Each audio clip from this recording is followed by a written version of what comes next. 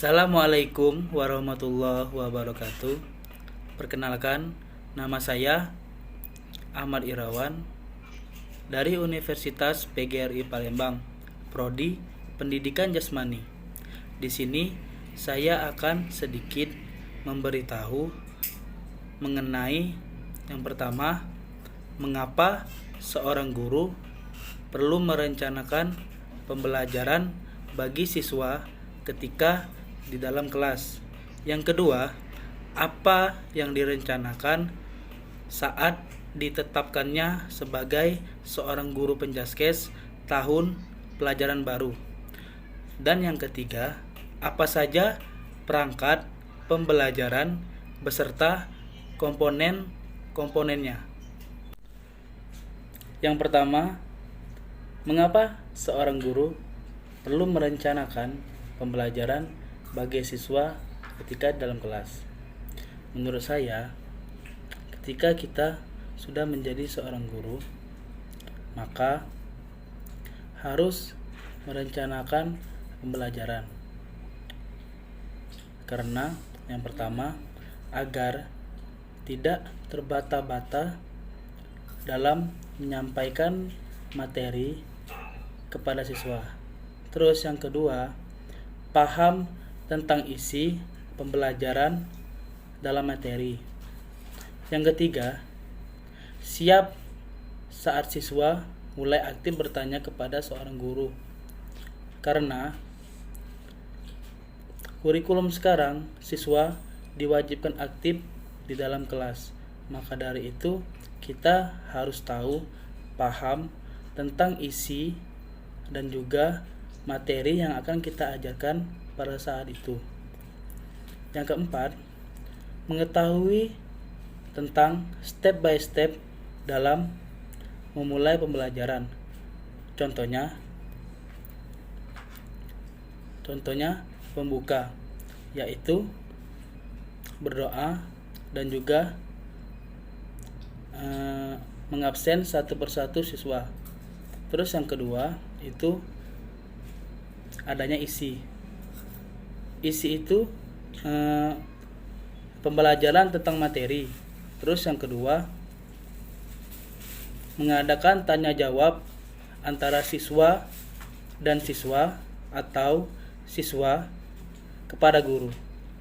Terus yang terakhir, adanya penutup, yaitu kesimpulan dari pembelajaran pada hari itu, dan juga ditutup dengan absen dan doa.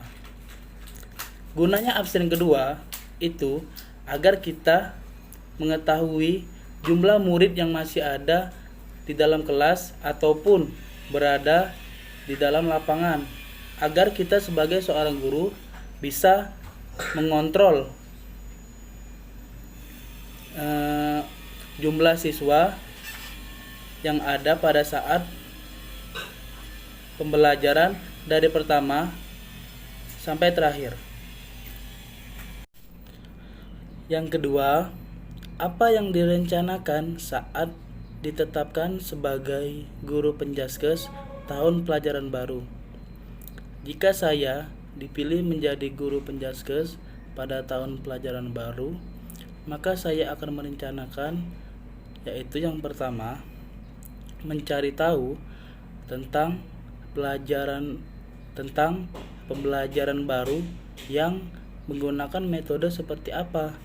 Apakah menggunakan metode menekankan siswa agar lebih aktif, atau menggunakan metode siswa hanya mengerjakan apa yang disuruh oleh guru saja, atau menggunakan metode diskusi, metode keterampilan, metode pemecahan masalah, atau metode-metode yang lainnya. Dan yang kedua, mencari tahu materi apa yang akan dipelajari oleh siswa pada saat tahun ajaran baru tersebut. Setelah kita mencari tahu materi apa yang akan dipelajari oleh siswa itu, maka kita sebagai guru harus mempelajari materi-materi apa saja yang akan dipelajari oleh siswa. Dan yang terakhir, kita harus memahami pembelajaran yang kita ajarkan pada siswa agar siswa mengerti yang kita ajarkan, dan juga gunanya untuk kita sebagai seorang guru agar kita tidak terbata-bata pada saat berhadapan dengan siswa,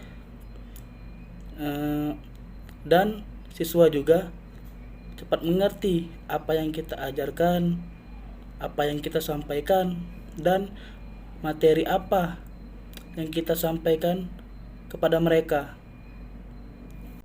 Yang ketiga, apa saja perangkat pembelajaran beserta komponen-komponennya. Yang pertama, silabus. 1. Batasan dan isi materi pelajaran yang akan disajikan. Tujuan dan sasaran dari suatu materi pembelajaran. Keterampilan yang harus diraih oleh siswa pada setiap mata pelajaran yang diajarkan. Yang kedua, RPP. Komponennya indikator parameter pembelajaran, kompetensi dasar atau KD, dan standar kompetisi atau SK. Dan juga skenario pembelajaran, metode pembelajaran, LKS atau lembar kerja siswa, dan pokok pembelajaran. Yang ketiga, kalender akademik, yaitu manajemen waktu manajemen waktu pembelajaran seperti UAS dan UTS, tahun ajaran, minggu belajar efektif, dan hari libur. Selanjutnya adalah PROTA. PROTA adalah program tahunan informasi materi pelajaran dalam 1 tahun pembelajaran. Selanjutnya ada PROMES atau program semester. Pemberian materi dalam rentan waktu 1 semester berdasarkan kompetensi dasar dan standar kompetensi yang sudah dibuat di standar isi. Terus ada penilaian pekan efektif, yaitu panduan seorang guru ketika menetapkan hari efektif dalam aktivitas pembelajaran. Terus ada buku absen. Buku absen yaitu memantau kedatangan siswa di kelas. Terus ada buku jurnal, catatan sikap siswa mulai dari sikap tanggung jawab sampai sikap kelompok, dan lain-lain. Terus ada penilaian atau mencatat segala informasi dari hasil evaluasi dari siswa. Terus ada bundel portofolio, yaitu kumpulan tugas yang dikerjakan peserta didik,